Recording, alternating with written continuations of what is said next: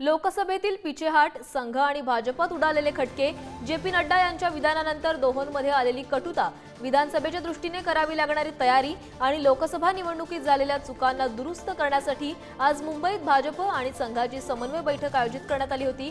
दरम्यान याचा आढावा घेतला आमचे प्रतिनिधी ओम देशमुख यांनी। लोकसभा निवडणुकीतलं अपयश, महाराष्ट्रात भाजप आणि महायुतीला आलेलं मोठं जबरदस्त अपयश, महाराष्ट्रात झालेली पिछेहाट, संघ आणि भाजपमध्ये झालेली खडाखडी, जे.पी. नड्डांच्या विधानानंतर संघानं ओढवलेली नाराजी आणि या सगळ्या मुद्द्यांच्या नंतर आज विधानसभेच्या निवडणुकीच्या अनुषंगानं महाराष्ट्रात भाजप आणि संघाची एक समन्वय बैठक पार पडली। मुंबईत झालेल्या बैठकीला उपमुख्यमंत्री देवेंद्र फडणवीसांसह भाजपचे अध्यक्ष चंद्रशेखर बावनकुळे, गिरीश महाजन, पंकजा मुंडे, सुधीर मुनगंटीवार आणि संघाच्या महत्वाच्या प्रांत पदाधिकाऱ्यांची उपस्थिती होती।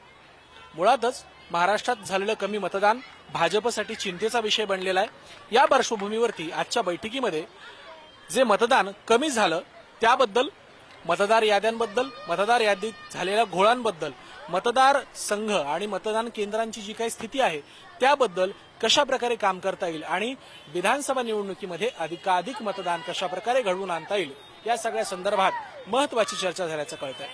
अजित पवारांच्या संदर्भात सांगायचं तर अजित पवारांच्या संदर्भात भाजपच्या स्थानिक नेत्यांनी आपली भूमिका संघाच्या पदाधिकाऱ्यांकडे मांडली आहे असं समजतंय। मात्र संघानं यावर काही टिप्पणी केली आहे की नाही हे अद्याप समजू शकलेलं नाही। त्यामुळे विधानसभेच्या अनुषंगानं झालेल्या चुका टाळण्यासाठी आणि विधानसभा निवडणुकीत यश मिळवण्यासाठी भाजपसोबत आता संघ सुद्धा दक्ष झालाय असंच म्हणावं लागेल। व्हिडिओ जर्नलिस्ट प्रकाशसह मी ओम देशमुख, पुढारी न्यूज, मुंबई।